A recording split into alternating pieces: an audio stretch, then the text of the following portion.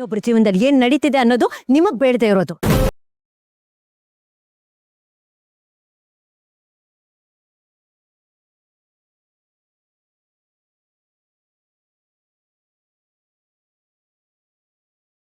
ಅಲ್ಲ, ಅವಳ ಜೊತೆ ನಾವೆಲ್ಲರೂ ಇದ್ದೀವಿ. ಅವಳ ಸಪೋರ್ಟ್ ನಾವ್ ನಿಲ್ತೀವಿ. ಅವಳು ಒಂಟಿ ಅನ್ನೋ ಭಾವನೆ ಬರದೇ ಇರೋ ಹಾಗೆ ನಾವು ನೋಡ್ಕೋತೀವಿ, ನಾವು ಜೋಪಾನ ಮಾಡ್ತೀವಿ. ಆ ತಲೆ ಬಿಸಿ ನಿಮಗ್ ಬೇಡ. ಅವಳು ಬೇಕು ಅಂತ ಅನ್ಸಿದ್ರೆ ಅವಳು ತಕ್ಕಾಗಿರೋ ಒಂದು ಲೈಫ್ ಪಾರ್ಟ್ನರ್ ಹುಡುಕಿ ಅವಳು ಮತ್ತೆ ಮದುವೆ ನಾವು ಮುಂದೆ ನಿಂತು ಮಾಡಿಸ್ತೀವಿ.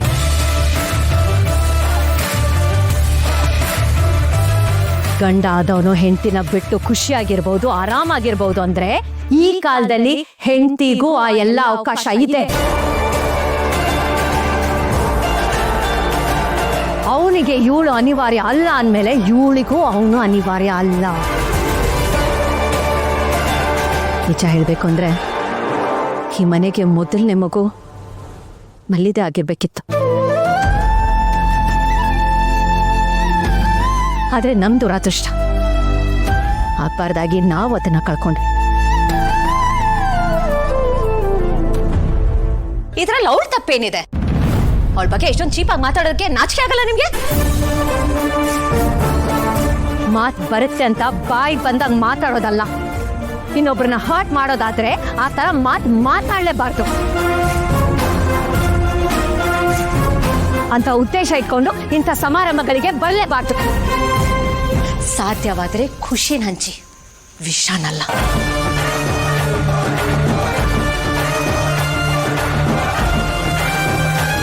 ಅಮ್ಮ, ಇಂಥ ಫ್ರೆಂಡ್ಸ್ಗಳ ಸಹವಾಸ ನಿಮಗೆ ಬೇಕಾ? ಇಂಥವ್ರಿಂದ ದೂರ ಇರಿ.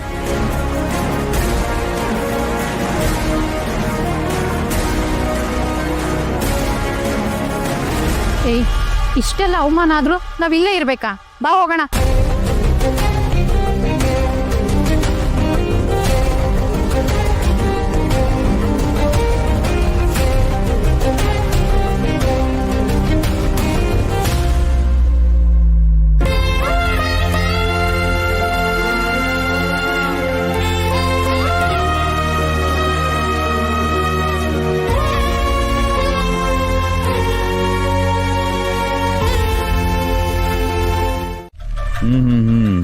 ಪರವಾಗಿಲ್ವೇ? ಸೌಂಡಿಂಗ್ ಚೆನ್ನಾಗಿದೆ. ಆದರೆ ಅವನು ಆಕಾಶದ ಎತ್ತರಕ್ಕೆ ಏರ್ತಾನೋ ಅಥವಾ ಪಾತಾಳಕ್ಕೆ ಬೀಳ್ತಾನೋ ಯಾರಿಗೂ ಗೊತ್ತು. ಸುಮ್ಮನೆ ಏನೋ ಹೆಸರು ಅಂತ ಇಡಬೇಕು, ಇಡ್ತಾರಷ್ಟೆ. ಮತ್ತೆ ಮಾಮ್, ಯಾವುದಕ್ಕೂ ಒಂದ್ಸಲ ನನ್ನ ಲೇಟೆಸ್ಟ್ ಎನಿಮಿ, ಐ ಮೀನ್ ನಮ್ಮ ಅಣ್ಣನ ಮಗ, ಅವನು ನೋಡ್ಬೇಕಲ್ಲ. ಹಾಗೆಲ್ಲ ಬರೋದಿಕ್ಕೆ ಹೋಗ್ಬೇಡ ನೀನು. ಯಾಕೆ ಮಾಮ್? ವಾಯ್ಸ್ ಒಂಥರ ಇದೆ, ಡಲ್ ಹೊಡಿತಾ ಇದೆಯಾ? ಏನಾಯ್ತು? ಇದಾಳಲ್ಲ ಭೂಮಿಕಾ, ಅವಳದು ಅತಿ ಆಯ್ತು. ಅವಳು ಯಾವತ್ತಿದ್ರು ಓವರ್, ಅತಿಯಾಗಿ ಆಡೋದವಳು. ಈಗೇನು ಮಾಡಿದ್ಲು? ಮನೆಗೆ ಬಂದಿರೋ ನನ್ನ ಫ್ರೆಂಡ್ಸ್ಗೆ ಕ್ಲಾಸ್ ತಗೊಂಡಿದ್ದಾಳೆ. ಇದು ವಿಷಯ. ಎಷ್ಟಾಗಿ ಟೀಚರ್ ಅಲ್ವಾ, ಯಾವಾಗ ಕ್ಲಾಸ್ ತಗೊಳ್ಳಿ ಅಂತ ಕಾಯ್ತಾ ಇರ್ತಾಳೆ. ಅವಳ ಮೇಲೆ ನನಗೆ ಎಷ್ಟು ಕೋಪ ಬರ್ತಾ ಇದೆ ಗೊತ್ತಾ? ಮನೇಲಿ ಬೇರೆ ನೀನಿಲ್ಲ, ಅಣ್ಣನೂ ಇಲ್ಲ. ನನ್ನ ಕಷ್ಟ ನಾನು ಯಾರ ಹತ್ರ ಹೇಳ್ಕೊಳ್ಳಿ? ಈ ಥರ ಎಲ್ಲ ಆದಾಗ ನಾನು ಒಂಟಿ ಆದ್ಬಿಟ್ಟೆ ಅಂತ ಅನ್ನಿಸ್ತಾ ಇದೆ. ನಿನ್ನ ಬಗ್ಗೆ ಮಲ್ಲಿ ಹತ್ರನೂ ಮಾತಾಡಿದೆ, ಆದರೆ ಅವಳು ಈ ಭೂಮಿಕಾ ಥರನೇ ಇಷ್ಟು ಉದ್ದುದ್ದ ಡೈಲಾಗ್ ಬಿಡ್ತಾಳೆ. ಅವಳನ್ ಬಿಡು, ತನ್ನನ್ನ ತಾನು ಡೈಲಾಗ್ ಕ್ವೀನ್ ಅನ್ಕೊಂಡ್ಬಿಟ್ಟಿದ್ದಾಳೆ. ಇಡಿಯಟ್. ಏನಂದ್ಲು? ಬಾಳಿ ಬದುಕಬೇಕು, ಅದಕ್ಕೆ ಬೇಡ ಅಂತಿರೋದು. ಒಂದ್ ವೇಳೆ ಮಗ ಅಂತ ನೀವು ಅವ್ರನ್ನ ಕ್ಷಮಿಸಿ ಒಪ್ಕೋಬಹುದು, ಆದ್ರೆ ನಾನು ಒಪ್ಕೊಳಕಿಲ್ಲ ಅತ್ತೆ. ಅದು ಅಲ್ಲದೆ ನನಗೆ ಅನ್ಯಾಯ ಆಗಿ ಸಾಲದು ಅಂತ ಇನ್ನೊಂದು ಹೆಣ್ಣಿಗೆ ಅನ್ಯಾಯ ಆಗೋದು ನನಗೆ ಇಷ್ಟ ಇಲ್ಲ ಅತ್ತೆ. ಹೌದಾ? ಅಷ್ಟೊಂದು ಮಾತಾಡದ್ಲ?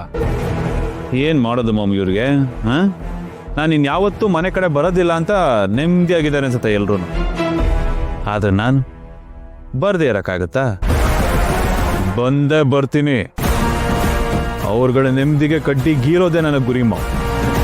ಅವ್ರುಗಳು ಖುಷಿಯಾಗಿರೋದೇ ನನ್ನ ಕೈ ನೋಡೋಕ್ಕೂ ಆಗೋಲ್ಲ, ನನ್ನ ಕೈ ಸಹಿಸ್ಕೊಳ್ಳೋದಕ್ಕೂ ಆಗೋದಿಲ್ಲ. ಬೇಡ ಅಜಯ್, ನೀನು ಇಲ್ಲಿಗೆ ಬರಕ್ಕೆ ಹೋಗ್ಬೇಡ. ಸುಮ್ಮನೆ ಅವಮಾನ ಆಗುತ್ತೆ ಕಣೋ. ಅವಮಾನ ಮಾಡ್ಕೊಳ್ಳಿ ಬಿಡು, ಆದರೆ ಅದು ನನಗೆ ಗಂಟಬೇಕಲ್ಲ. ಅದು ಯಾವುದು ನನಗೆ ಗಂಟಲ್ಲಮ್ಮ. ನನ್ನ ಗುರಿ ಇಷ್ಟೇನೆ, ಅವ್ರ ಖುಷಿನ ಹಾಳು ಮಾಡೋದು. ಅವ್ರ ಖುಷಿನ ಹಾಳು ಮಾಡಿದ್ರೇನೆ ನಾನು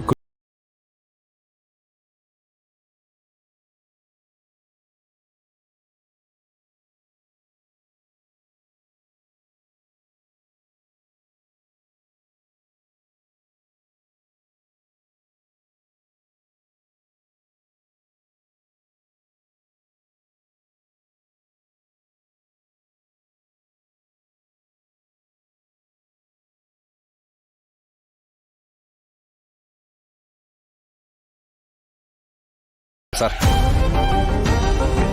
ನಾನು ಒಳಗಡೆ ಬರಂಗಿಲ್ಲ. ಯಾಕೆ? ಸರ್ ನೀವು ಒಳಗಡೆ ಬರೋದಕ್ಕೆ ಪರ್ಮಿಷನ್ ಇಲ್ಲ ಸರ್.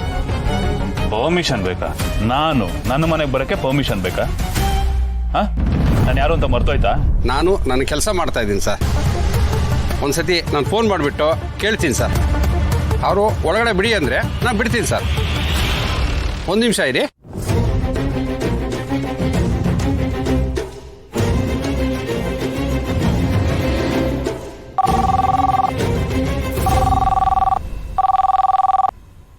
ಹಲೋ, ಜಯದೇವ್ ಸರ್ ಬಂದಿದ್ದಾರೆ, ಒಳಗಡೆ ಕಳಿಸ್ಬೋದಾ ಸರ್?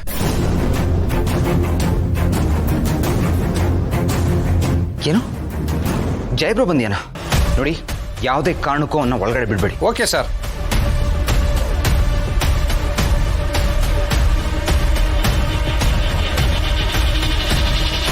ಇವನು ಯಾಕೆ ಇಲ್ಲಿಗೆ ಬಂದ? ಸುಮ್ಮನೆ ನ್ಯೂಸೆನ್ಸ್ ಕ್ರಿಯೇಟ್ ಮಾಡ್ತಾನೆ. ಹೇಗೆ ಬಂದೋ ಹಾಗೆ ವಾಪಸ್ ಹೋಗ್ಲಿ.